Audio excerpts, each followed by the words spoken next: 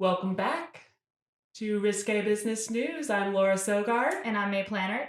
And May, what are we talking about today? We're talking Oh, about my pharmas. goodness. We've got another good one, obviously. I didn't choose a bad one.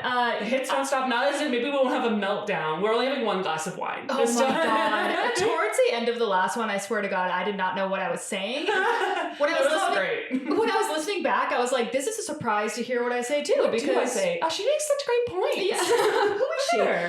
Who is she? So I went to do a palate cleanser from our last one, which was a heavy duty one on GameStop. And so I chose the Pharma bro, Martin Shkreli, aka the most hated man in America.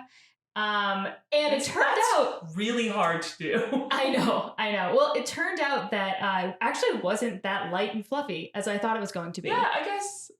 Okay, well, whatever. At least it's not like, is it finance heavy? I think that was the tough part about the other one. Well, it actually does have a lot to do with stocks, specifically shorting stocks. So, oh my God, well, thank God we know what we're doing there.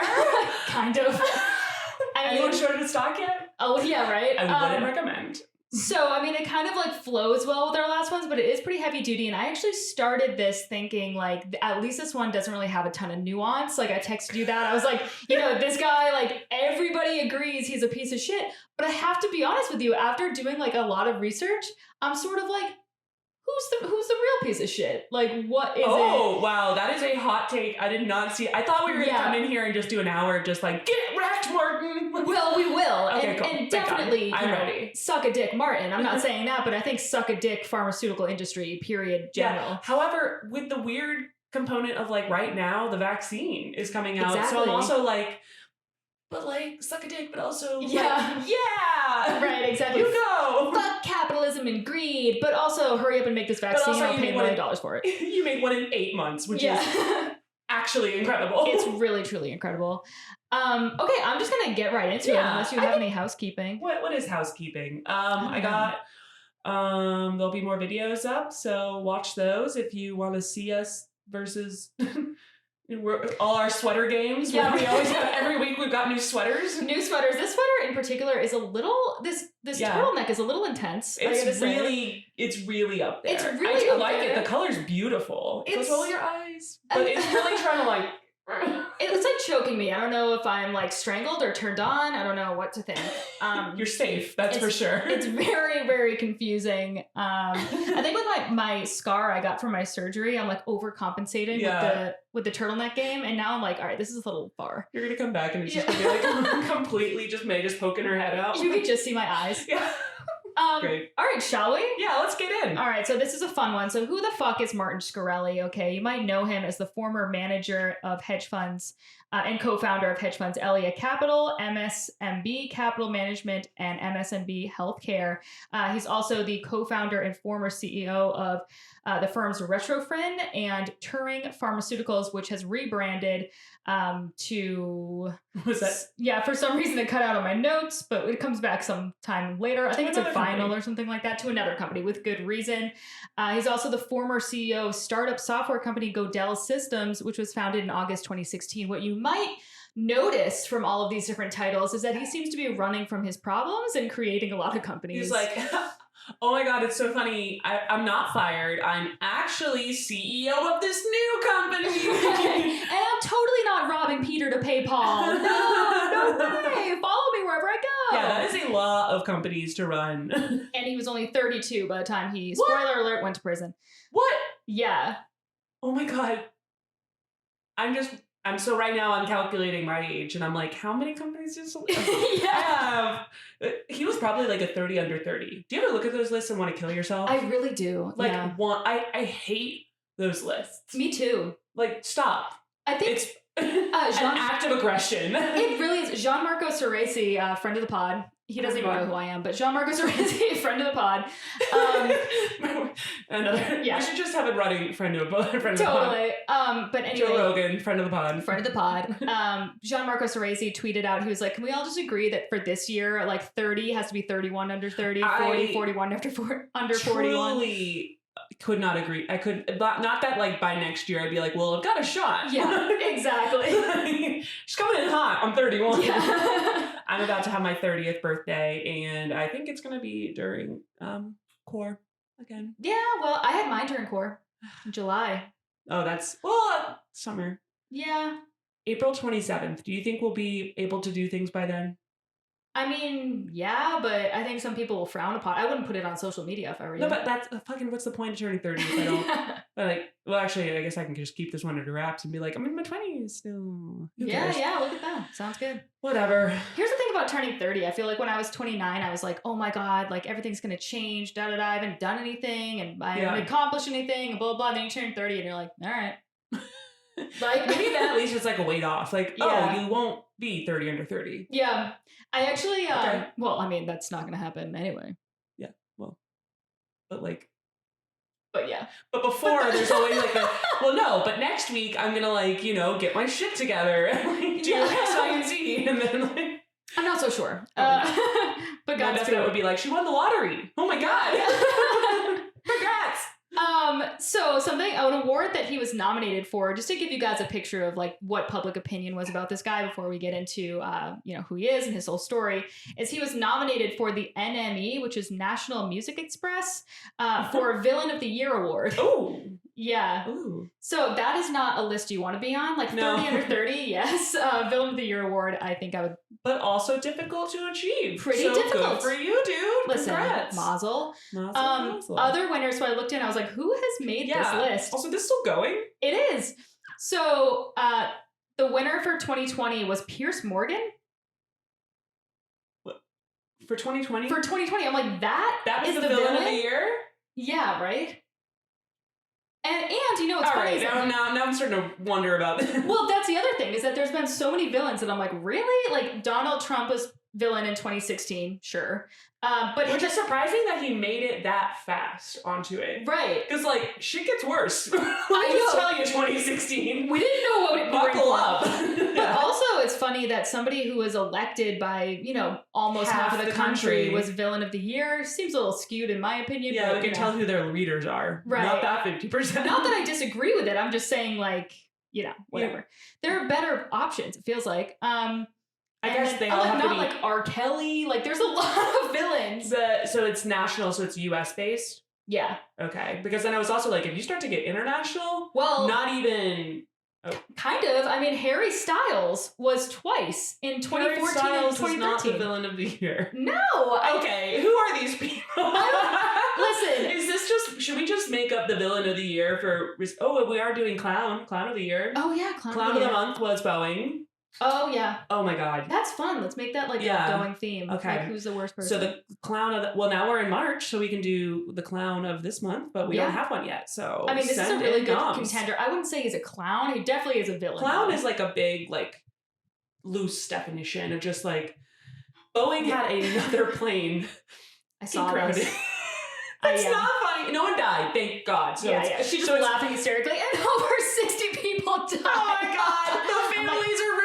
I'm like, Laura. No one died in this one, so it's actually just, it's not funny, but it's like a little bit funny because Boeing just, they're clearly fucking up. They cannot catch a break. And, no, they really can't. Anyway. Well, I don't know about catching a break, but they can't do business ethically. All of the things they've been doing badly are catching up to them in a big way. Yeah, now, and we could not be watching it more intensely. Listen, so who knew that public safety was like important and people cared about it? In airplanes, so believe weird. it or not. Anyway, back to this. But also, there are clown of February who maybe this guy will be clown of March. It'll be tough to beat him, honestly. So in 2017, for some reason your printer keeps cutting out random words. I am so sorry. Well, no, it's okay. You know what? It's like an ad lib. Yeah, it really is. I'm like, can I remember what I wrote down? And by that I mean copy and pasted. So since 2017, the something award, some awards I've never heard of, made the Shkreli Award for the best examples of selfishness and public interest in healthcare. So every year people will give out an award to somebody for like being an asshole and like bankrolling people's misery. We really need to like see more of these. Like, I know. How are they? That's fantastic. Honestly, we should stop canceling people and just have awards like this. Like best sexual predator goes to like. And it's Cuomo. like you really have to, oh my God, that's another, maybe he'll be the clown of the month. Maybe. But it's usually not. We try to keep business, but he's fucking with business. So. He's fucking with business. And it's a fun one. I don't know. Fun. Yeah. He tried to make that lady eat a hot dog. Did you see? No. It is a video where I'm like, I could see he just maybe got really uncomfortable and made like a weird joke. Yeah. Like a joke where he like, you're Cuomo, so maybe don't. But he was like, I want to see you eat that whole hot dog. And like videoing him. One's like, I mean, I guess if it's on camera, he probably didn't think there was anything wrong with it. but unfortunately now it's not like the best thing to have just like float about. Yeah, I mean, it's just funny at this point. It is pretty funny. I mean, his statement, he said he never intended to hurt anybody. And I think it'll be interesting to see the fallout on this because a lot of people say like intent doesn't matter. But if, he might be forgiven, I don't know. We'll see. I don't know. He's not exactly like loved at the moment. So no, I mean, he did kill a lot of grandmas. So a lot of grandmas. I also was thinking, I'm like becoming such a skeptical person. I really need to like take a step back from the internet. But that's all we have right now. Yeah, right. I don't blame you. The internet's my only friend. But I was thinking, I was like, I feel like he admitted to this and is blowing it like into bigger proportion than it maybe would have normally gotten because he's just trying to be like, everybody look away from all of the nursing home deaths. Oh, yeah. And look over here instead. Well, and he also was trying to run the investigation. Did you see that? No. He was trying to like be in charge of the people investigating this sexual thing. And they were like, that's hilarious. They were like, you can't run your own. That's you really can't be like, no, I'm gonna check it out. I'm gonna go figure it out for me. That's so weird that all the experts I hired said I was not guilty. That's so weird because I'm like paying them. Listen, we learned from Boeing that does not work. Right. All right, so back to our boy Martin. Sorry, we're at it. We're really all over the place. This turtleneck is like cutting off circulation. I just like can't even think, Okay, so Martin Shkreli was born on April Fool's Day, which I just think is very LOL. LOL. That is clown contender. It is clown contender. I fucking hate April Fool's Day because I hate getting got. And I feel I hate it. I feel like I don't want to. Are you gonna get me? Oh, maybe. No. Well, now I will. Now I have to. I'm not hanging out with you on April Fools. I won't. And I'm not answering any types of yours on April Fools. Oh my God. I have to think. I love this shit. I love pranking people. It's like of course, it's very up my alley. I'm just like, I can't sleep a lot, so I just sit there and think, and I'm like, how can I fuck with them? Really? Oh yeah. Oh my God. I told her I signed up one of my friends for Farmers Only. That was one of my pranks. Because we'd go and like get locked up in training center, like on training camps for weeks at a time. There's nothing to do. Mm-hmm. So we signed her up for Farmers Only and ran a profile for her for a while. And then we were like, Skylar, look at all these dates you've got. She's from like Houston, like in the middle of nowhere. She's like, I know these people. Wait, seriously? These are real people. Oh my God. You suck. And I was like, wow. Enjoy your love life. Imagine if she just meets her partner on Farmers Only. Beautiful. Yeah, that would be nice. Yeah. Listen. Yeah. Anyway, April Fool's Day, I used to like try to call out of school sick because I was so afraid of getting got. I hated it. I'm gonna fuck you up. I hate it. All right. Anyway, so that's funny. He was also raised in Brooklyn and Sheep's Bay. Okay. Shout out to BK. Yeah. His parents immigrated from Montenegro and they worked jobs like janitors around office buildings in the city.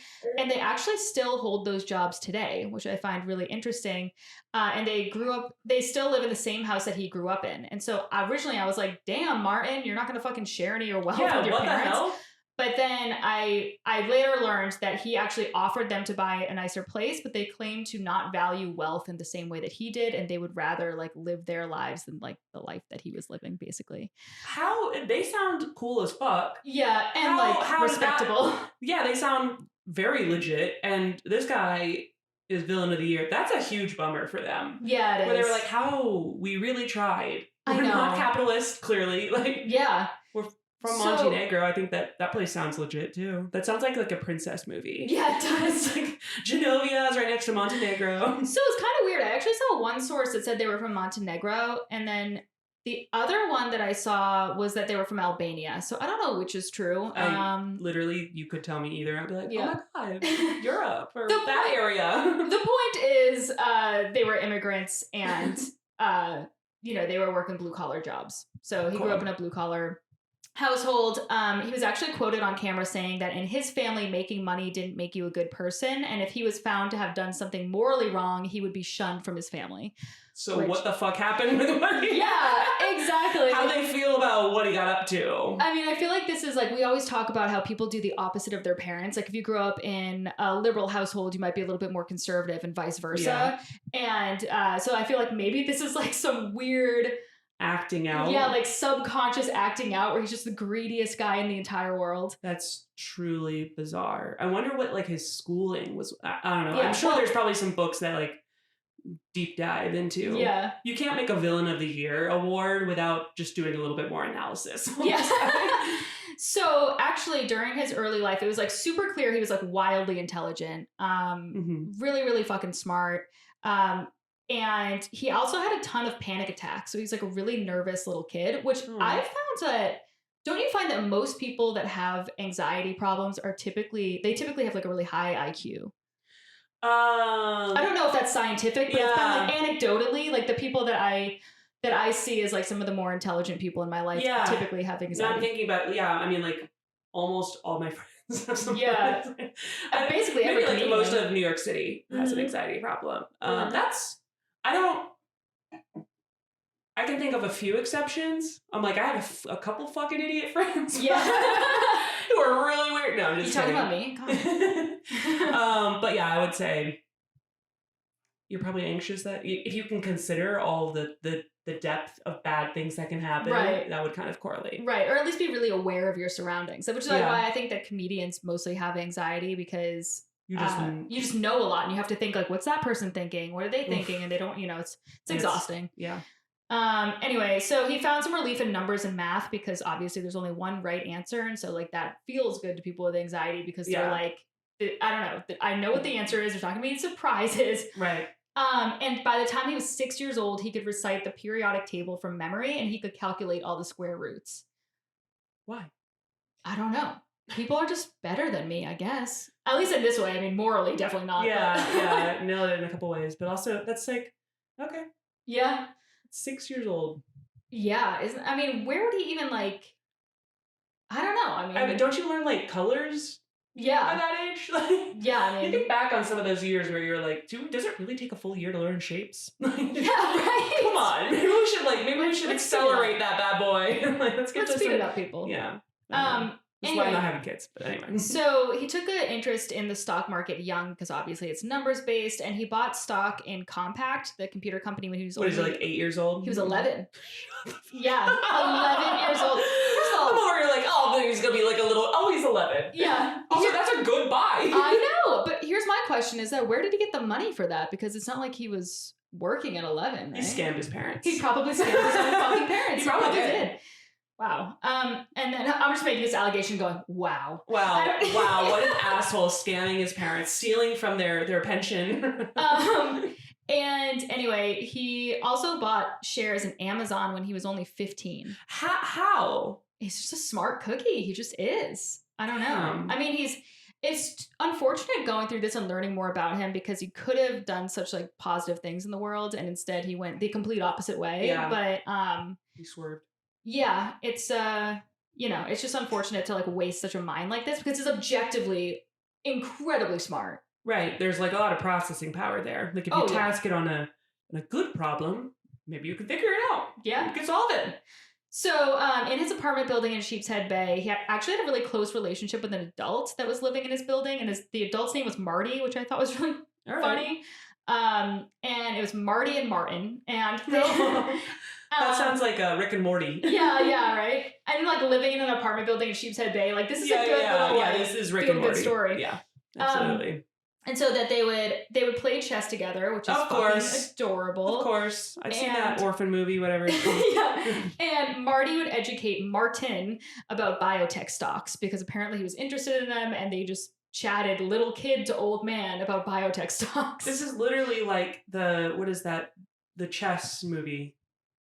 Queen's Gambit? I feel like there's like a Queen's Gambit vibes in there. Yeah, it is. Great show, by the way. Great show. It took me forever to get into it because I was like, am I really bored enough to watch a show about this girl playing fucking chess?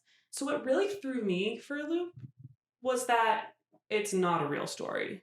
Oh, damn. I thought it was. I know. And I was just like, did she need to be addicted to pills? Yeah. Why did we have to pull out every goddamn stop for this little girl? Listen, I mean, the baseline premise of like a girl doing chess, they gotta amp it up a little bit. You know? I get, but they were like hardcore. I watched a couple episodes and I was like, I'm I'll probably watch this later. Yeah, Also, actually, I don't probably think not shit. because if I haven't watched it during Core, like, there's no way. Yeah, exactly. Anyway, so Martin actually attributes his interest and expertise in the field of biotech and learning what he wanted to do with his life to Marty. I'm sure Marty's sitting at home, like, hearing these things, being like, no, please God, shut the fuck up. I want to know more about Marty. He's just a sweet old man. Is he? No, maybe he's like evil, and that's why. Yeah, maybe That's he's like my an evil wow. protege. Wow, Marty, you fucking asshole. We are really just saying some things. Just painting a picture around it. We're Queen's Gambiting his story. I love that they're like creating these false narratives Yeah. and going with it. Honestly, like half of the information I tell you guys might be false, so I might as well just throw in some fun ones. Have a glass of wine, chill out. Who cares? Now you'll kind of know. You'll be like, oh yeah, the Pharma bro. And that's really all you'll ever need to say to someone. Literally. I never thought I would know this much about this person. I love it. So in his early career, let's talk about that. So he actually dropped out of high school at 16 because he was, quote, bored and uninterested, which I feel I was totally bored and uninterested in school, but I feel like it's so narcissistic to be like, I'm going to drop out and everything's going to be fine for me because I'm me and I'll land on my feet. That's certainly that's definitely a man maneuver right there. Yeah. Let me tell you that. Yeah. That is some dude shit right there. Totally. I did not have that kind of confidence then or now and probably won't ever. No, I was like, the more school, the better. Yeah. Just keep going. He clearly does not have... Curriculums, please. He doesn't have imposter syndrome like the rest of us. No. Must be nice. So he still graduated school though because he joined a work-study program, and that landed him an internship at a Wall Street hedge fund, Kramer Berkowitz. Okay. And the Kramer in Kramer Berkowitz is Jim Cramer, who's the CNBC Mad Money guy. Do you know this guy? The guy who's always screaming at the top of his lungs. Oh my god. Yeah. Isn't that funny? Well, that's probably the bad influence, right? I don't actually know much about what he's screaming about. He looks angry. Oh, he's losing his fucking mind. It's every day. How does he not have like hypertension or like? Yeah. How do you do that? I mean, I'm hoping that he's just kind of acting and he doesn't really feel emotionally. The point being, I was just like, even if you act like that, it's been on forever. He's gonna pop a fucking blood vessel. Absolutely. Yeah, no, I wonder if he has.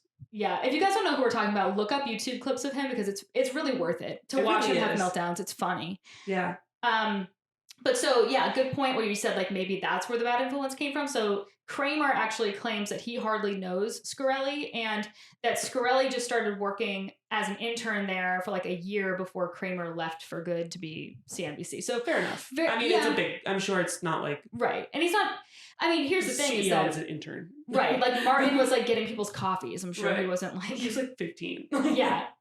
Totally. So he was an intern there actually for 2 years. While he was working there, he attended business school at Baruch College, which is the most diverse college in America, I think. Yeah. Yeah. That's cool. CUNY, baby. And he taught himself chemistry and biology at home. Like, what the fuck? Why? Like, I think the motivation of some people like baffles me. It's crazy. It's like, did he see like I'm going to learn chemistry because I'm going to do XYZ with it? Yes. Oh, so he had a clear plan. Yeah, he had a clear motive. This is a 30 under. Yeah, this guy definitely. All right. Yeah, we are different. We are different people. If he wasn't so evil, he might have been 30 under 30. Yeah. He's like, it's the same as like Elizabeth Holmes. I feel like they're very similar people where they're so grandiose and they think of themselves as like, I'll never get caught doing this thing that I'm completely bullshitting and whatever because I am larger than life. Yeah, I'm fucking Jesus or whatever. Yeah. It's crazy. So he learned all this about chemistry and biology to really understand the drugs that people were buying and selling on the stock market. And so he noticed concerning data in a weight loss drug called Regeneron that hadn't been approved by the FDA yet, and they were waiting on approval from the FDA. So he expected that drug wouldn't work. And so he passed on this info to his colleagues at Kramer Berkowitz and suggested that they short the stock. Throwback. And by the way, fucking no weight loss pills work. No, listen, unfortunately, I'll let you know. We'll do ads for them, but unless it's Adderall, let me tell you something, it doesn't work. So his colleagues took the advice and he was right. So the shares lost half their value in one day, and Kramer they made a bunch of money. They made a ton of money. What's weird is Regeneron is now the name of a pharmaceutical company that's actually pretty well known. And like, really? Yeah. Huh. Which like, I hope I didn't get that name wrong. No, I'm sure you're fine. Okay. whatever. Whatever. It's a weight loss drug. You guys goddamn get it. asterisk on it. Who cares? Yeah. But point being, interesting choice. Yeah. There. Yeah. And then I think it kind of failed because it didn't pass the FDA screening, and then whatever. So he left Kramer Berkowitz after working there a number of years, I think 4 years in total. And he convinced a bunch of investors that he could double what he had done at Kramer Berkowitz by shorting more biotech stocks. So he would just learn how they worked and then continue to and figure out the shit ones before they got right. So in 26, all right, not a bad plan. In 2006, he founded 𝐂𝐬𝐃 Capital Management, which then died less than a year after when he betted the wrong way on a drug stock. That's the problem is you have infinite, we've covered this, but the whole thing with shorting is it's unbelievably dangerous. You have to be goddamn sure. Yeah. Like GameStop. And he thought that he was, like, because he's such a narcissist that he thought, sure like, himself. Right, like, there's no way I'm wrong. And every once in a while. Yeah, well, also the other thing is the market's like, even if you maybe are right, it doesn't necessarily react that way. Yeah, totally. It's clearly all over the place, as we've learned. We have.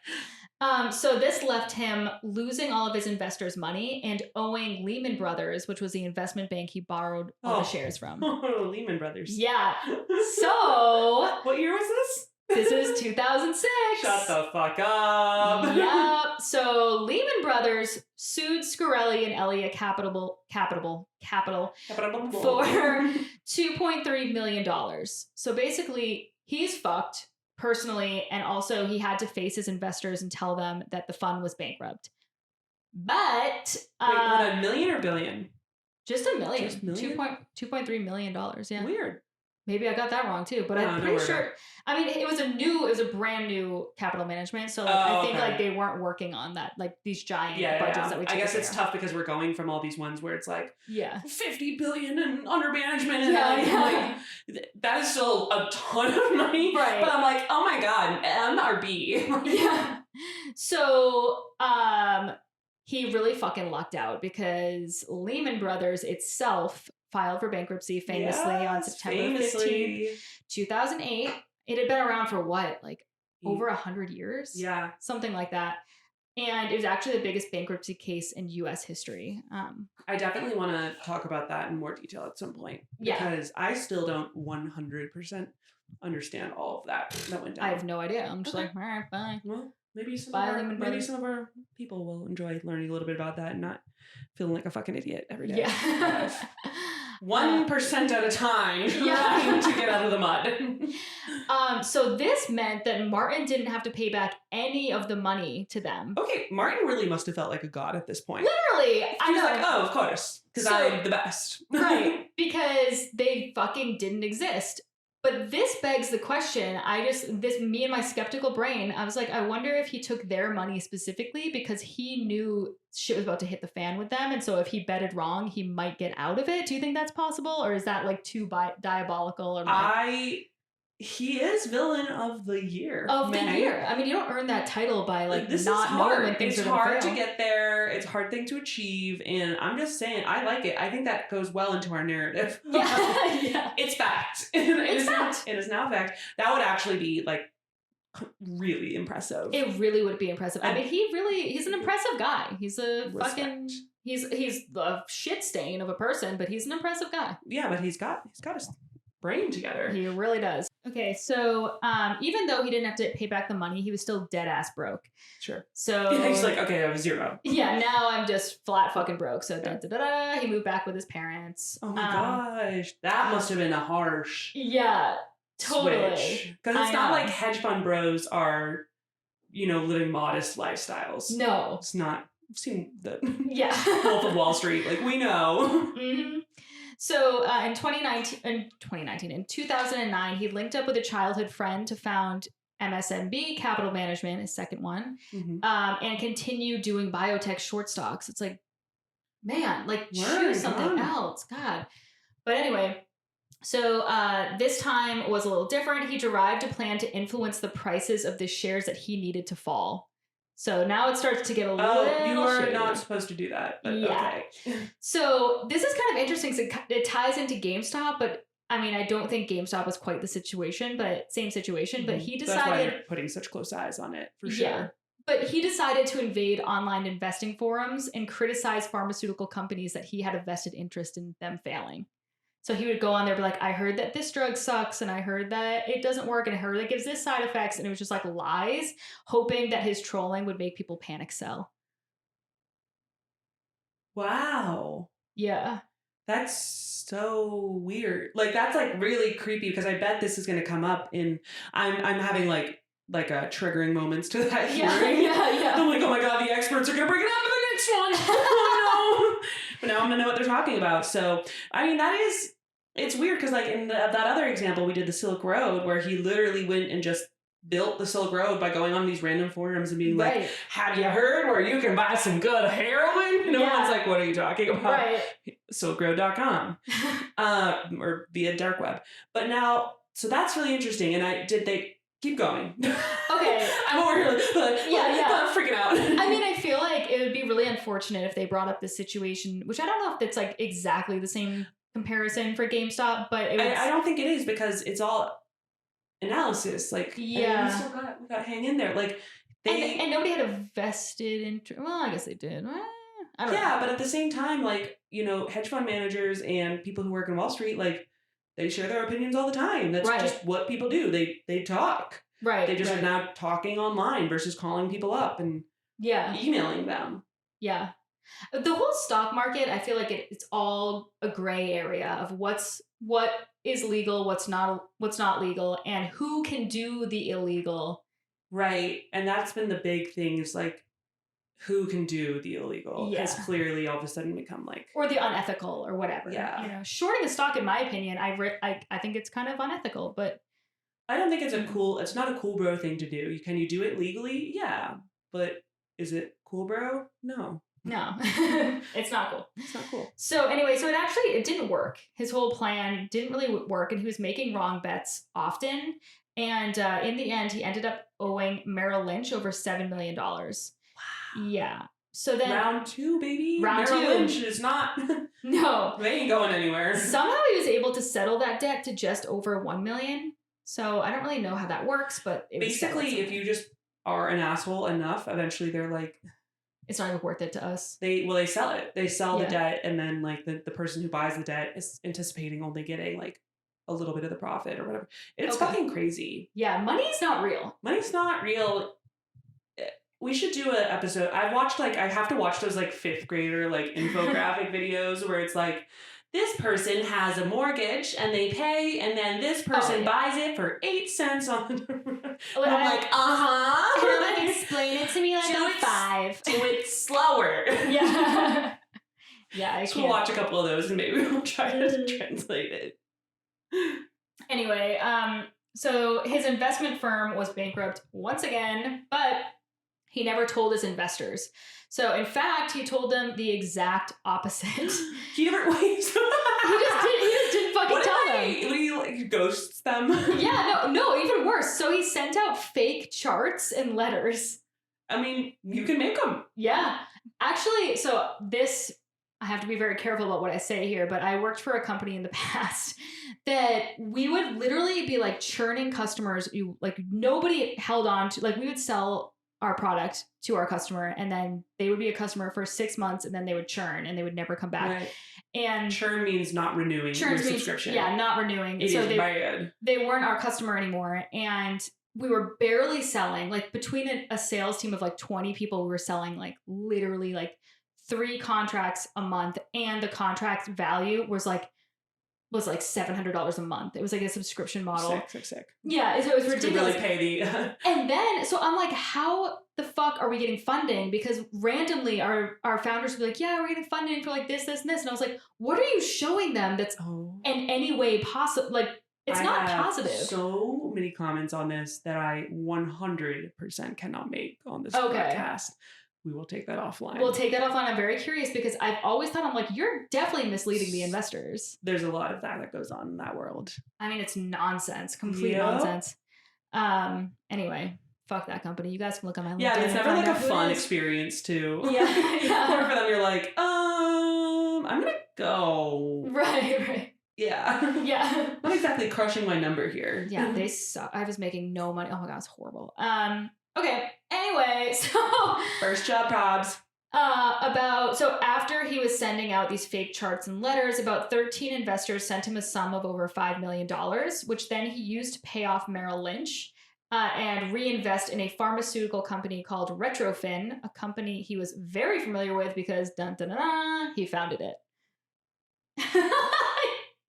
This guy, he's really, he's like, you know when you fuck up as a kid and you like get, you know, credit card debt or whatever, like you make, like you buy something stupid and you're like, I didn't know how to pay that. And they're like, oh, I owe $1,000 and you freak out or whatever. Yeah. Well, this guy's doing it at scale. Yeah. He's making all those early 20 mistakes, but just like with millions. With millions and not like, oh yeah, I'm $5,000 in debt. My mom's gonna kill me. She'll murder me. Oh my God, I went out to dinner too many times. No. Yeah, right. Gas costs so much. Nothing was better than when you get your first credit card and you're like, wait, this money is free? Yeah. Oh my God. Right? It's such a concerning thing that they just give those. Yeah. There needs to be finance taught in schools. I am such a firm believer. I don't know why there isn't. Because they benefit off of us being stupid. Yeah, I guess you're right. Okay. We're conspiracy theorists now. Okay. Listen, honestly, we are spiraling. It's tough because this stuff, like, we are also obviously reading only like this. We're not reading the stories where we're like, and they had a great product and they sold it at a fair price and they made profits and they continued to grow their business. Right. We're not reading the ones where we're like, holy fucking shit. Yeah, like this guy's trying to expose something and he's getting squashed by Hillary Clinton. We're like, whatever. We're only reading the most extreme of those and we're like, everything's a lie. There are some good companies. There are a lot of wonderful companies. Which... The ones we work for. Yeah, mostly those. Mostly those ones. Primarily. So Retrofin was actually still is a biopharmaceutical company specializing in identifying, developing, and delivering life-changing therapies to people with rare disease. Life-changing therapies. Life-changing. Whenever they start to make broad, big claims like that don't have like a you can't put your finger on what the impact was. Like, what is that, lower cholesterol? Like, what are you doing? Right. Changing your life. So multi-level marketing schemes. So yeah, exactly. Which someday we should do an episode on. Oh yeah, we should do one on like so fun. Yeah, there's so many of them. We could just do a grab. Okay. Anyway, take it offline. We'll do a bunch of them. Tune back in. And if you guys have any friends that are plugging, send them your messages. Yes, send us some messages. It's really funny. Girl, do you want to work from home and make da da da? Girl, how you doing? Yeah. Like, I haven't heard from her. Oh my God, that's so nice for her. God damn it. Yeah. So, under Retrofin, he purchased the rights to market a drug named Diola. So, Diola is used to treat people with frequent kidney stones caused by something called cystinuria. Yeah. And so, before he acquired it, Diola cost $1.50 a pill, 1.5 a pill, $1.50 a pill, 0.50 cents a pill. So, he purchased the rights to this, right? So, he could now repurpose it. Yeah, he could sell it for whatever he wanted to. So as a product now, the pills were up to $30 a pill. And it gets worse. Patients needed 15 pills per day. Oh my God. Yeah. And worse yet, there are 0 alternatives.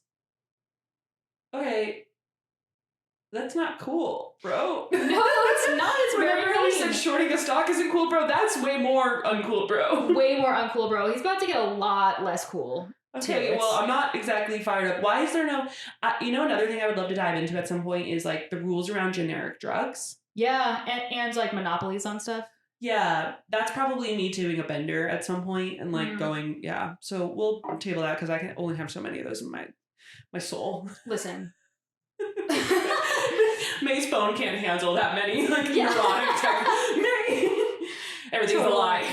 Oh, everything is a fucking lie. Everything you know and every major institution is trying to murder you. Yeah. And that's the truth and, whatever. And I really hope you don't eat this pill. Yeah, exactly. Ugh, horrible. So there were no alternatives. So he knew that, like, competition was years away because they needed to start looking. He just ran the algorithm and he was like, it's going to be, the barrier to entry is large. There are no alternatives. Like, if you're selling a software, that's one thing. It's so tough because this is just completely, like, instead of the market being, like, stupid businesses that, like, whatever, like, they have a balance sheet and, like, okay, you're going to spend, 10 extra K or whatever on some software. Mm-hmm. It's an elderly man in like I the know. Bronx. I know. It's so sad. You know, When you fuck with people's health, it's really bothers tough. me. It's really Obviously. But yeah. It's like, wow, hot take.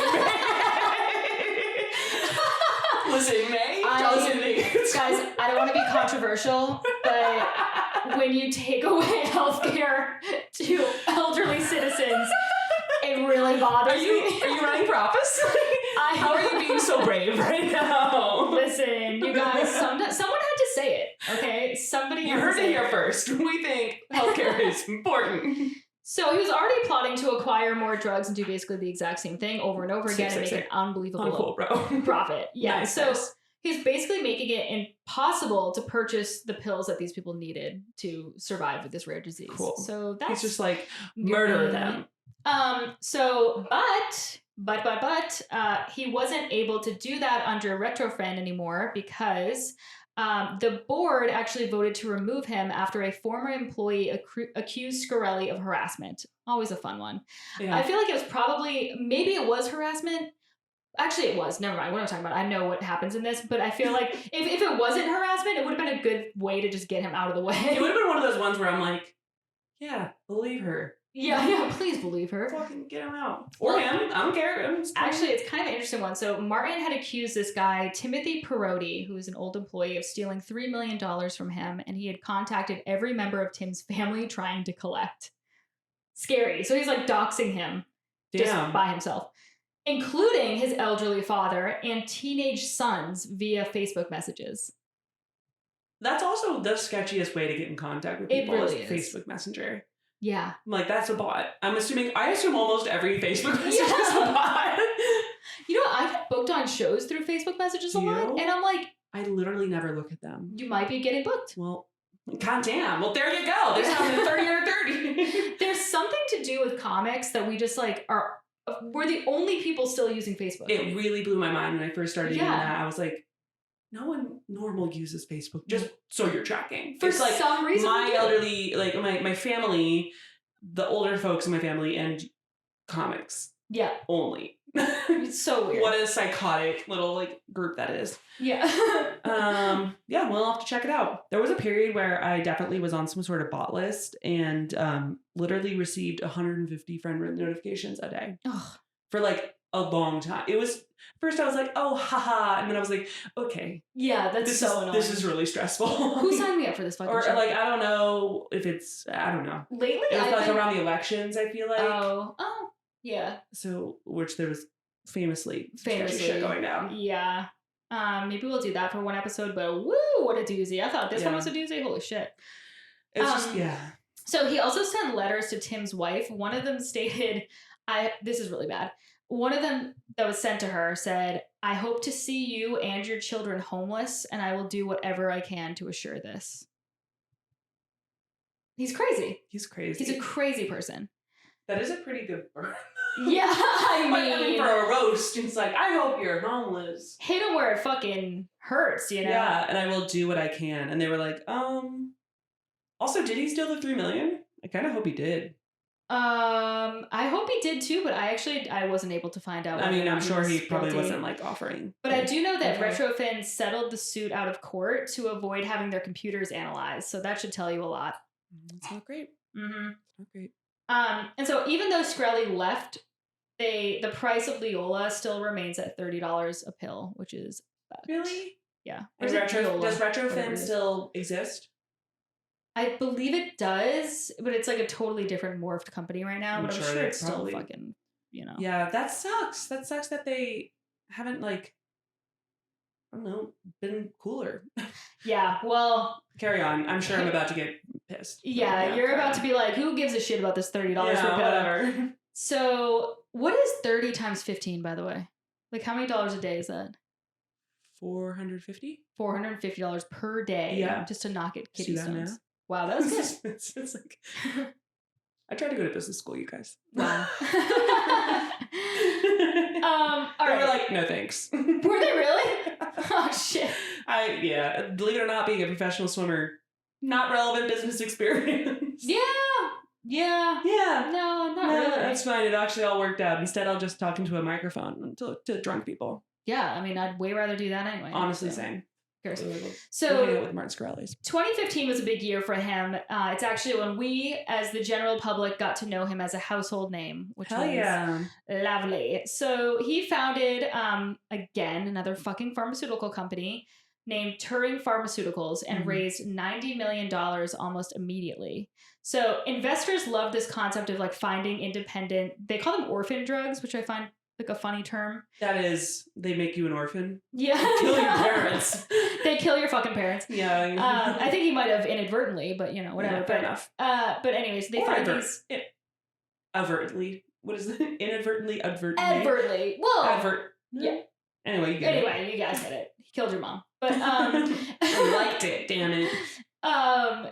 So like drugs without patents and started reevaluating their prices. So investors, these greedy ass fuckers, were just like, this is a great business model. And yeah, I mean, you're going to stand to make a lot of money. That part is true. But, you know, it's just really fucking shitty. There's like a whole like dead moms component, which you like, you should just put eyeballs on and be like, how many dead moms? That's too many. That's too many. It's not going to be a great look. It's really bad. So he turns his attention to this drug called Daraprim, which patent was about to expire. So Daraprim is used to treat serious infections or prevent infection in people with HIV. Okay, a hot group. Yeah, and I've seen Rent. Okay, carry on. And you know, HIV is not child's play here. No, it's it's we know about fucking deal. So it had been around for over 60 years and was the only drug of its kind available. And so he knew that, again, there was no competition in sight. So similar to that. It's such a shitty thing to just like have your eyeballs on. I know. I mean, I guess if it wasn't him, someone else probably would have done it, but it's still fucked. I mean, I guess, but you really got to be morally bankrupt to be in this business. Yeah. So in 2015, he purchased the rights for $55 million, which seems really fucking low. Reasonable. Yeah. That seems reasonable. I don't get that, but whatever. And then he promptly closed off all distribution channels for the drug, requiring fulfillment by specialty fulfillment facilities only. And worst of all, so he jacked up the price from $13.50 per pill to $750 per fucking pill. That's good because, you know, people with HIV historically are super fucking wealthy. Oh, they're killing it. Are you kidding? Listen. Oh my God. And everyone was just like, I mean, I guess apparently he became a household name, so this was... 2015, I was still had my head underwater, so I like wasn't listening to anything. I remember this coming out and like really not understanding it. And to be honest, I'm not even sure if I understand it now. Like, it's $750 being paid for by the insurance company, by the person out of pocket. I'm so confused. Well, the reality is like a lot of people don't have insurance. So first of all, they are fucked in the biggest of ways. Oh yeah. And the other side of it is like, this is part of the reason the insurance we're really going into the deep water there, but like, this is part of the reason health insurance stuff gets so fucked up is because you're charging these exorbitant prices like the pharma companies are, or the hospitals. That's a huge other problem where they're charging like $20 for a single ibuprofen. I know. And you're like, crazy. okay, well, just because it's going to an insurance company doesn't mean that we should charge something that's not correct. Right. Yeah, it's so weird. And then it gets covered by insurance, kind of, maybe, if you're lucky enough to have it. Yeah. But either way, it's just so inflated that... I know. I don't fully know what I'm talking about. I just know that in general, there's a lot of fuckery going on. There's a lot of fuckery in the pharmaceutical industry and just in period. There's a lot of money being made by not doctors, not nurses. And listen, I get it. I get that you have to have incentives to have research and make, you know, new like technology to create vaccines and stuff. That's really cool that we've been able to fund that. But it just feels like this has gotten out of control. Yes. Or at least at this part. And I'm really hoping there's some shit that went down to fix this. Yes, please tell me there. Okay, thank you. Okay. I was like, I can't spiral. I can't have another spiral. This is about as bad as it gets. That's that's comic book villain. It's really, no, honestly. Truly. I should have said at the beginning of this so that you guys can like picture who we're talking about the entire time. He looks like such an asshole. Like he has such a fucking... Oh, we'll put it on the IG. follow. Yeah. Like So, and subscribe. One thing that I like about this case is that everybody was pissed, and it was something that crossed party lines. Every single person agreed this guy sucks. Yeah. So Bernie Sanders was, which, obviously he'd be against this. So what if he's hot take Bernie was for it? Yeah, Bernie was like, he's my best friend. He seems cool. I don't know. So Bernie Sanders actually made preventing raising prescription costs one of his biggest campaign pillars at this time, because he was like, look at this fucking fuckery that's going on with this. And man, unfortunately, everyone was like, no, but no, Bernie. Yeah. So then, so he tweeted a bunch of stuff being like, this is disgusting greed and blah, blah, blah. And, which, this is hot take. Yeah, hot take. This is not kosher and not ethical. So in response, Dick Cheese Shkreli donated $2,700 to his campaign. It's like no money. I know. It's like $3.5 bills. I know. It's such a fucking insulting amount. So I mean, it's a lot of money. Like, let's be like, for me, a lot of money. If you want to give me $2,700, LMK. But like, that's just a fuck you. It's a fuck you. Yeah, it's 100%. Well, Bernie said fuck you back because he refused to take it, and he actually donated that money to an HIV clinic, which is pretty rad. Oh, good. He is He's a good guy. Bro. He really is a good guy. I don't know how people feel about him politically, but I think no one's like, stuff like he's this, a shitty dude. Everyone, I think by and large. Yeah, by and large, I think everybody agrees that he wants the best. I think we can all agree on that. So, but across party lines, the exact opposite of Bernie Sanders, Donald J. Trump also disapproved of this. Damn, that is a hotter take, actually. Yeah, and he called him a spoiled brat, and he called him disgusting and a disgrace. Nice. Yeah. Yeah, you fuck him up, dude. Yeah. It's like this young guy down on Wall Street thinks that he can. What am I doing? Like, what is this accent? He's a disgrace. He's a disgrace. That's just like an Italian. I don't know what that is. I'm like doing a mobster accent. SNL? Yeah. Listen. I'm like, I would take that show and burn it into the ground, but it's already there. Oops. It's already the worst. Oh no, that's them again. Yeah. They still want to talk to you. It's the worst show on television. I'll say it. They did a joke that was like weirdly like one of my jokes last weekend. Wait, really? I have never been more flattered. Oh, well, you should be ashamed because it's one of the worst shows on television. Oh, that's a great point. Fuck. But I'm also like, I'm a low tier comic, so I was like, all right, that you still sub television. Yeah. Which joke was it? The Cinderella one. What? I know. They like did an element of it. So the joke as a whole, I'm gonna fucking keep doing it. Yeah. No, it's like one of your keystone jokes. It's like a really good joke. Yeah. Listen, I set this all joke. up. Come see me live once again. On a subway near you. Yeah. Well, I think places are opening. One day. I have a show on Saturday. Come. Oh my God. At the Tiny Cupboard. Please come. I would lose my mind. Yeah, it's going to be fun. Tickets are only $7. We're going to have a hot lineup. There'll probably be wine. There'll definitely be wine. Well, it's BYOB, so you can just bring a bottle of wine. There will be, there will be wine. Oh, you're on the show too. I just realized this. Yeah, come see us both this Saturday. In. Yeah. Duh. Oh my God, I'm just going to post tomorrow. Yeah, this because is perfect. we're behind. Yeah. So come through. Yeah, perfect. Okay, and then also Martin took offense to this about DJT calling him a spoiled brat, telling Vanity Fair that he had been raised by immigrants and that he was that DJT was born into wealth, which is like fair point, but for once in my life, I have to side with DJT on this one. DJT married an immigrant. How dare you? Yeah, oh God. How fucking dare you? Jesus fucking Christ. So there's no right. Also, Vanity Fair just giving him a platform. Like, I'm a little. Well, I guess the news the people wanted. Yeah, you know, whatever. But you get those clicks, Vanity. We get it. You gotta keep the doors open. Yeah. So Hillary Clinton was the last politician to say, well, maybe not the last, but the only one that I came across out of the three, tweeted out that price gouging like this in the specialty drug market is outrageous. Tomorrow, I'm going to lay out a plan to take it on. So, at this point, we didn't know that Hillary was not going to be president, and her comments spooked investors because they thought, like, ultimately there's going to be stricter regulations. Right. which like would have been kind of good. That would have hoped. I mean, I really hope that that's eventually still going to happen. If not, if that's not the end of this story, I'm going to be a little sad. I mean, it definitely still continues to happen. Like his business model continues to happen. I wonder just not with like borrowing investments and then paying back investors with new investors' money. Who did that? Wasn't that a big part of the? Oh my God, that was a really big thing that happened back in like the early 2000s. I want to say another Ponzi drug company scheme. No, not related to like where you borrowed the money to pay back your other investors. Is that a Ponzi scheme? That's a Ponzi scheme. Was that what that guy did? Yeah. Am I a full idiot right now? You're thinking of like Enron? Was that Enron? Well, Enron was like the big one, but I don't know if it was. I think it was a Ponzi scheme actually. Listen. I clearly have some learning to do. come back. I'll go on like a 10-hour binge and come back like knowing a weird amount of stuff about it. Come to Risque Business News for your factual data information and have a lot of confidence. Good vibes. Chill bros.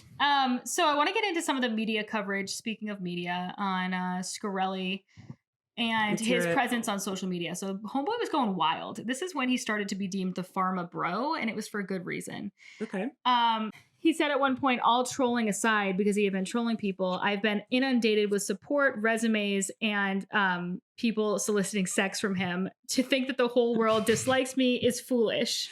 People solicit like bots that are asking you to join a porn site is not the same as like, come on, Martin. Like, I mean, it's crazy. So anyway, so then after he tried to donate to the Bernie campaign and the Bernie denied him, he hit the fucking roof and he was tweeting out all this like wicked juvenile stuff in all caps. It was like fuck Bernie, I'm out of my mind, like I'm so angry right now, I'm gonna hit a wall. God. Well, I feel like it's like this guy's just a teenager. He's a teenager. He's a teenager emotionally, which is why all teenagers are sociopaths. 100%. But like maybe Gen Z is different, but at least millennials, they would like just the way they torture kids in high school. I know. They're not, which is why they shouldn't run hedge funds. You know what I mean? Which is, it's like in high school, it's super unfortunate, but at least the scale is small. Right. And then all of a sudden this guy is just like, fuck your grandma. Well, it's actually my theory that because like cyberbullying to somebody that you know is so like not cool now, which is a good thing, obviously. Right. You shouldn't be, cyberbullying is a bad thing. Intense, But I think that because there's no more cyberbullying, kids are now turning to like extreme cancel culture. So they find somebody to hate. They have to hate. They have to hate. Like, it's get that energy out. Yeah. Which is why you see so many Gen Z people like canceling brands out of fucking nowhere, even though they still go to that. They cancel Soul Cycle for a week and then they go there, whatever. Yeah. But they also have terrible memories.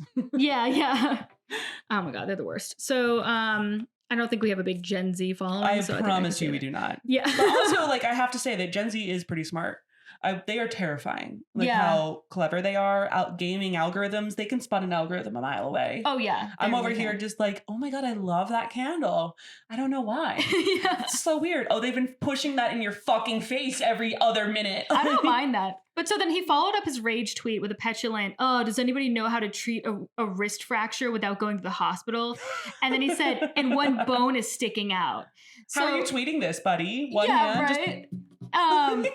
So then, despite his insistence that he broke his wrist over Bernie and an X-ray with his name on it. Some free healthcare, huh? Yeah, right. Literally. So a sharp-eyed tweeter named Mike Lehman noted that the X-ray looked exactly like, basically, if you just like Google X-ray of a broken wrist. No way. Yeah. So he's just taking that. Yeah, that was probably a Gen Z kid right there. Yeah, probably. So, basically, he got under a lot of fire about his social media antics, obviously, and he was claiming that it was like a deep satire character.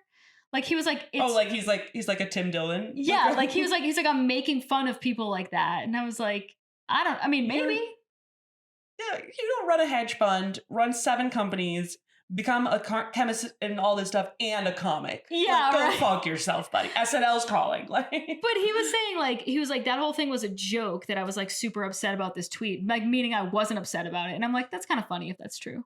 I just don't think it's true. I think that's just like another thing that a teenage boy would say. Like, it wasn't real. Yeah, I was just joking. Just kidding. I'm just kidding.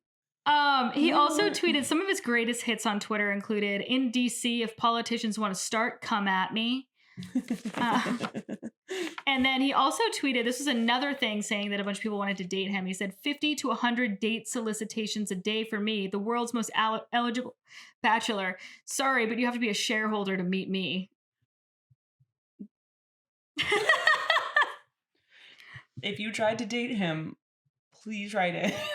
Oh my God, that would be fun. That would be so fun. I'm 100%. I would short whatever the equivalent of shorting this whole situation would be, that those were all bots.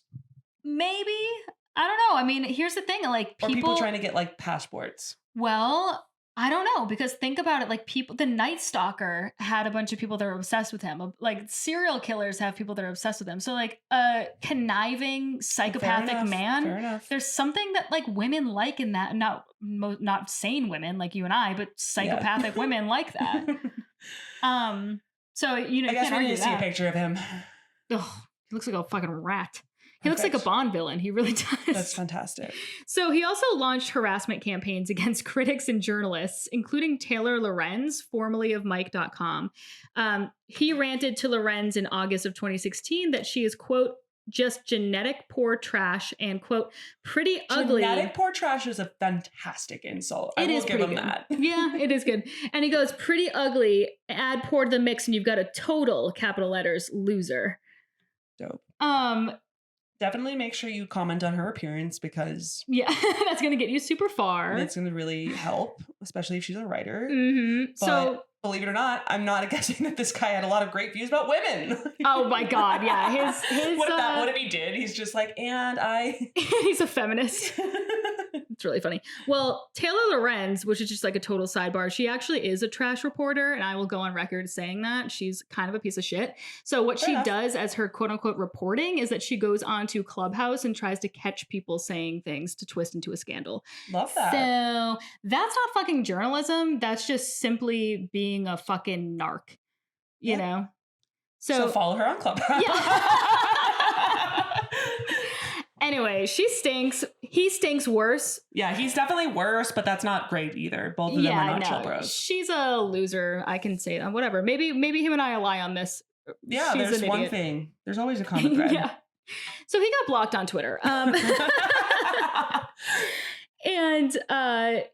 this last one, what did it was basically he launched an online assault on another reporter, last name Duca.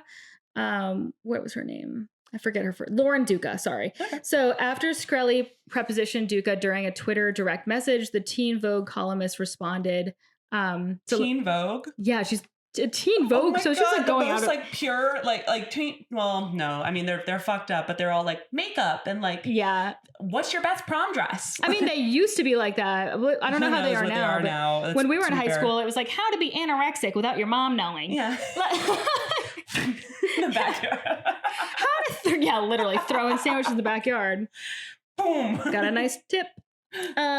So he DM'd her and said, hey, I have a +1 to the inauguration if you want to be my +1, which is the Trump inauguration. The Trump inauguration. Yeah. Which was famously packed. And she posted a screenshot of that and said with a comment, I would rather eat my own organs. Which is funny, but I feel like you should have done better. You're a writer. Come on, sweetie. Yeah, right? She could have been like, I'd rather go with Ted Cruz or like something like more insulting. Makeup related. You work for Teen Vogue. Yeah, right? I'd rather die in a fire. Like eat my own organs. A little unimaginative, but okay. I would rather eat his organs. Yeah. That would have taken on a fun twist. Oh, yeah. Army Hammer would be like, wait, what? Who's this? Where's this shit? Pretty. So Shkreli replied by photoshopping a photo of her into his profile picture and changing his cover photo to a collage of photos of Duca. Duca reported. That's terrifying. Yeah, it really is. That's he's like, really scary. He's basically saying, I don't give a fuck. I don't love that. No. And this is a journalist. This isn't like a model or like like this poor lady's just trying to do her goddamn job. Right. She's like, I was reporting a story in which you are an asshole and like making you look like an asshole because you are an asshole because of like a very clear line of events. Right. It's not like a question mark here. I don't think there's a single person who would be like, well, hear him out. Yeah, exactly. Damn us though. These people with AIDS, you know, they should be paying $750 It's not even, it's like, if he had been at like 40, it's not cool. But we would have been like, it's not news in and of itself. Yeah. 750 is a comic. Like, that's just, come on. It's comically ridiculous. Did you just throw a number, like a dartboard and be like, that sounds about right. So bad. Actually, in some interviews that I watched, they were like, if you could do this all over again, would you do it? And he was like, yeah, and I would have done it even higher. He's such an asshole. Okay, he needs to go to jail. Okay, so don't worry, he'll go to jail. So Duca reported Shkreli cyberbullying to Twitter, and then he got him kicked off the platform in July 2017. Fucking trendsetter. But it actually, okay, Duca. So it didn't stop his legions of online loyalists, which who the fuck are these people? Truly. So there's a bunch of people that were like fans of him. I don't believe like in anything. This is 2016. There were so many Russian bots at that point. Yeah, that's true. So many. I definitely want to do an episode on that. That's not business, but it's kind of business. I mean, it interferes with a lot of business. Yeah, sue me. It's fun. You know, we can do something a little off the beaten path. Yeah. Maybe and then April Fool's Day. Yeah. So they sent. Oh God. They sent Duca death and rape letters. Oh, perfect. Love those. Rape threats last winter. And some of the rape threats came on Christmas Day, which is really a bummer. It's not what you want to get from Santa. No. So in an interview with the New York Post, everybody's favorite publication, which it actually is really entertaining. It's really, you know, it's totally. That's like the National Enquirer. Mm-hmm. I don't want to keep taking this off topic, but this has brought up a lot of fun deviations here. National Enquirer, the Jeff Bezos thing, obsessed. We will dive into that another point. Oh yeah, it's so fun. So anyway, in an interview with the New York Post, he had little to no remorse, saying, "I think it would help her to be a little bit more intelligent and less dramatic." Like this guy's an asshole, but if she is anything like Taylor Lorenz, I'm like, we can all stand to be a little more intelligent and a little less dramatic, but it's not gonna hurt anybody. All right. Okay. Yeah. Anyway, so he was. You also just made your picture her picture. Like, yeah. That's dramatic in a nutshell, buddy. Truly. So my notes are a little bit discombobulated here, but basically I'm going to skip around a little bit here. So. I'll allow it. So because the shorting was legal, I was just kind of confused this whole time. Like, what did he actually do? Mm-hmm. You know, so what he was accused of and consequently sentenced to, he was accused of a Ponzi scheme. That's what I was wondering. I was like, that's not legit. Like, and lying to your lying in order to get funds feels illegal. It is illegal. Yeah, so, it feels it. Like my soul is like, no. Yeah. So his Ponzi scheme involved misleading investors at the financial firms and using the money from his pharmaceutical firm Retrofin to pay off investors and cover other debts. So he was found guilty of 2 counts of securities fraud and 1 count of conspiracy. So that's where he like got into hot water, is basically, like I said in the beginning of this podcast, robbing Peter to pay Paul. Damn. Mm-hmm. Then he just did a bunch of bonus stuff for people to be like, oh, you're an asshole, go to jail now. Yeah. Like even his like defense lawyers like, Yeah. So no, totally, you're innocent. Obviously, innocent until proven guilty. He was arrested and he was released the day after the arrest, like awaiting trial. Right. And he took to his personal YouTube channel to live stream all of the aftermath. And so he was doing all this like honestly funny ass shit. So in his frequent live streams, he would show off like terrible guitar skills. He talked about a crush on Lindsay Lohan. Oh my God, that is very Lilo. Honestly, I feel like Lilo or Lilo, whatever, would be into this guy, don't you think? Yeah, actually, maybe. In some like chaotic ass relationship. I kind of love her. Me too. She's psychotic. I'm rooting for her. Same. I would. Mean Girl, like, she's the best. Did you watch that crazy show where she had the club? No, I missed it. In like Greece? Mykonos. Yeah. And it's the best. Remember that dance scene that came out? She's like, this is how you do a party in Mykonos. That brought me so much joy. So much pure just happiness. It was fun. That club is 100% shut down. It was a huge scam, but good. I'm obsessed, which makes it better. It does people make it better. I want that to have. Just maybe we should do an episode on that. Yes, I would have no greater joy. That would be really fun. We can do the Lilo dance where she's just completely high or whatever she was. It's incredible. So anyway, so he would talk about his crush on Lindsay Lohan. He would play a ton of rounds of online chess, and people would just watch him. He's probably pretty good. He's very, very good. Okay. That's fair. That's what you should have been doing from the beginning, dude. Yeah. Just make a lot of money on that. Totally. And then he once claimed to receive and hang up on a call from the FBI midstream. Okay. Sure. That's pretty. Yeah. So then like he gets convicted or whatever, but after his conviction, he posted another video taking callers from his fans across the country. And he said that he's learned his lesson and that he's very like remorseful and whatever. But then he also repeatedly jokes about Miss Kentucky calling in to offer him sexual favors. So okay. LOL. Good one. Yeah, nailed it. Yeah. Miss Kentucky. I'm sure she's a lovely woman. I would say keep your day job and don't do comedy, but also don't keep your day job. So go to jail is what I would say. Go to jail. Which hopefully he does. Yeah, he does. So during the trial, at testimony, he literally answered every single question when he was on the stand as, at the advice of my counsel, I will invoke my Fifth Amendment privilege against self-incrimination. And that's he said that really only what you would say if you were super fucking guilty. Yeah. And that's all he said. So one panelist asked him, what do you say to someone who has no income, is a single mother and has AIDS and they need this drug to survive? And he answered, at the advice of my counsel, I will invoke the Fifth Amendment, blah, blah, blah, blah. So sad. Like, what an asshole. What an asshole. And also there was actually no probably good answer for that. No, it's like I tell her she has to die because I'm the greediest person in the fucking world. Yeah. You tell her she better start shorting stocks because it's so fucked up. Yeah. Mm-hmm. Also to the question, do you think you've done anything wrong? He had the same answer. So damn, what a simple I guess his lawyer was doing the least. In that case, it was like it's not gonna, just don't say anything. You're the worst.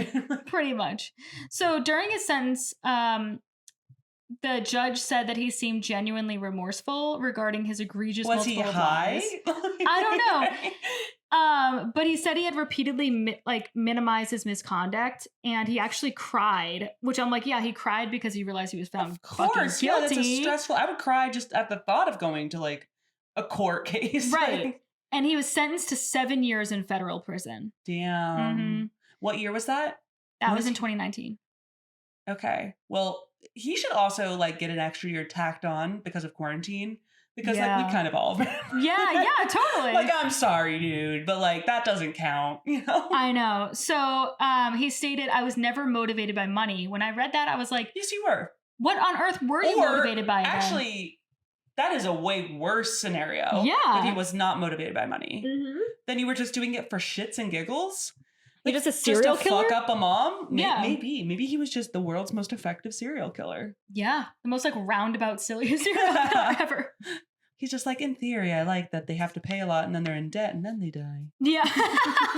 That is actually way more fucked up than dismembering someone. That's pretty fucked up.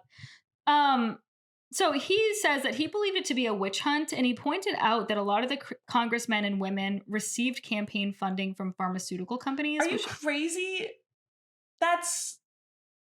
Listen, I get it. And I don't think that that's a good thing. No, it's not. But this is not a witch hunt. This is your being an asshole. Like, just because pharmaceutical companies are involved, they are enormous organizations right, who have more things to do than just be involved with Martin.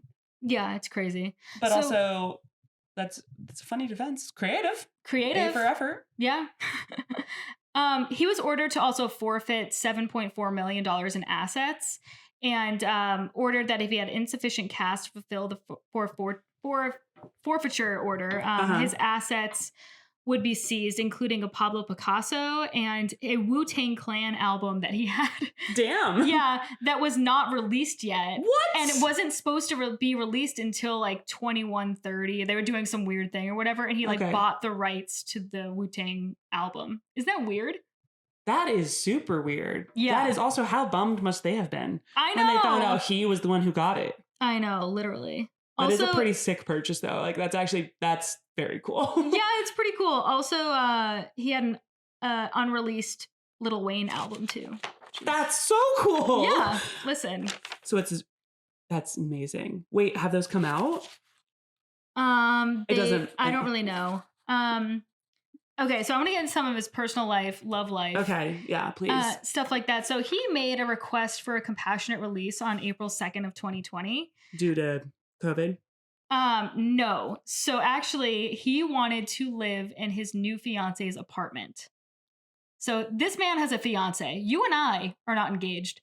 This man has a fiance. And what they were just like, you want. Wait, please, dear God, tell me he didn't get it. He didn't get it. The judge was like, this is delusional and egregious, and I don't know why you think that you would deserve that. So he did not get that. But basically, he was asking to be on like house arrest with her. And at the time, her name was redacted from the copies released to the press. But it later came out to be that the person that was his now fiance was a reporter who was reporting on the case named Christy Smythe, and she was a reporter from Bloomberg. So she reported on him and all of his crimes and then fell in love with him. Oh, honey. I know. You're just like, you hear that and I'm like, that's a damage.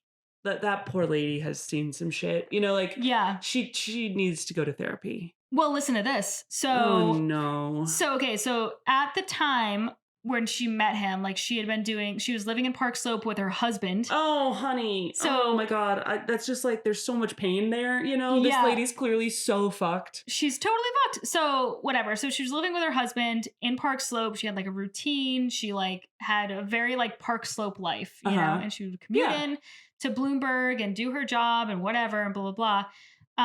Basically in July 2018, after having covered Shkreli and getting to know him, she left her husband, moved out of her Park Slope apartment. And basically she says that the relationship had made her completely rethink her earlier work covering the courts. And she looks back on all the little decisions she made that caused this giant break in her life. And she says she has no regrets. She says, I'm happy with him. I feel like I have purpose. Is he making drugs to like fuck with people's brains? Like, I don't know. If anyone, that is terrifying. Isn't that crazy? That's like you know, in those like fantasy movies or whatever, like in like Cinderella or like one of those, and they like take over your brain and they make you like do crazy things. Like she's been put under a spell. Is what it sounds like. Yeah. He's a witch is what I'm trying to say. He's a warlock. He really is. And she's actually defending him, being like, he's a nice guy. He trolls because he's anxious and he just really wants to be somebody. Oh my God. That is, oh my God. You know, when you have your friend and they're dating a guy and you're just like, that's like the most extreme version of that. He's not that bad. He's just angry at movies because of, you know, repressed childhood, whatever. It's crazy. Yeah. Imagine being her fucking ex-husband. Oh my God. That is insane. Yeah. That is insane. Oh my God, that poor man. I know. Oh my God, my heart is like hurting for these people. I hope he is like in a better place. I hope he is wealthy and happy and COVID free. I was reading some article that she was basically being like, my life with the Pharma bro in my own words by Christy Smythe or whatever. And she said, she was like, there is a part of me that wonders if I've just been like master manipulated. And I'm like, yeah, the same part of your brain. Yeah. Oh my God. Psychologists, I hope they're studying her. Like, that's super interesting. There should be some books on that. I'll send you the article. It was very interesting. Please do.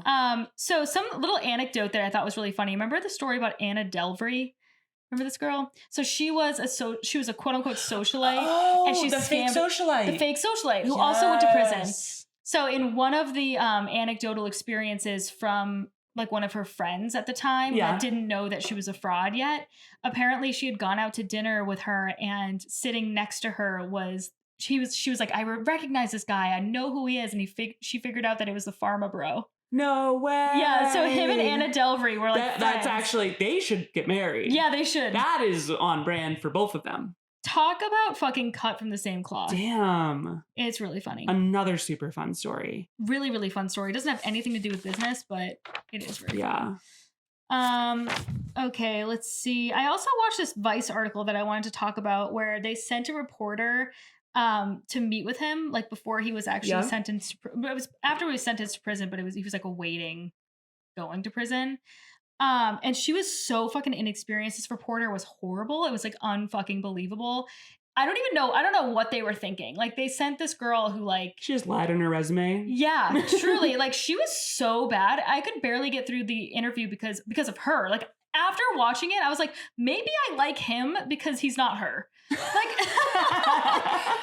one qualifier. She sucked. Oh my God, she sucked. So some of the comments, because I was like, I can't be the only one thinking this. So I went down and I read some of the comments on the interview, and it says, it seemed like Vice went to the city, went inside a random house and offered the rebellious teen daughter a job.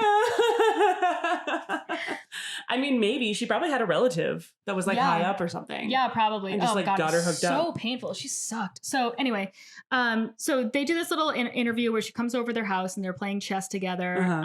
And during the interview, they walked by the Pfizer HQ, and what he said, which I thought was really interesting, and I just don't know enough about the pharmaceutical industry, but he was like, they raise drug prices all the time and no one comes down on them. But I was like, yeah, but that much though, like 200%. Also, 2000%. I'm not arguing that we should come down on them too. Yeah, totally. No, dude, you're right. But also, fuck them also. Yeah. It's fine. Okay. We'll do this. Anyway, so then also at one point on the street when they were walking together, a fan, quote unquote, yelled out "Free Shkreli." Sure. At him and the interviewer. I'm like, no, he totally didn't plant that person. Totally. Totally. Ridiculous. So then she comes up to his apartment and he's rolling around on a hoverboard, which I find fucking hilarious. That's wild. And very, very much like, on brand or whatever. But anyway, that was hoverboards are awesome, so I will give him that. Yeah. No hate there, but everything else, go fuck yourself. Yeah, and then he makes her play chess with him. That's messed up. and makes fun of her for being really bad at chess, like because it's like, I don't play chess. Yeah, obviously. This also sounds like a long piece, and they were like, "Oh, are you new? Go ahead.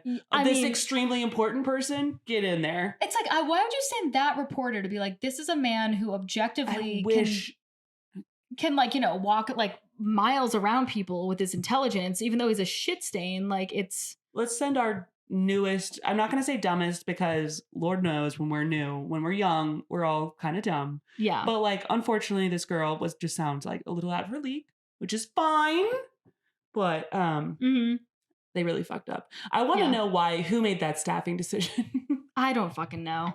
But anyway, so before he went into jail, so he was supposed to, like, if he kept his nose clean, he would have been like between sentencing and jail was 7 months of freedom. Yeah. He did not keep his nose clean. He was like, I refuse. Okay. And nice. So a month after that, he posted on Twitter, or somewhere actually on YouTube, because I think he was already banned on Twitter at that point.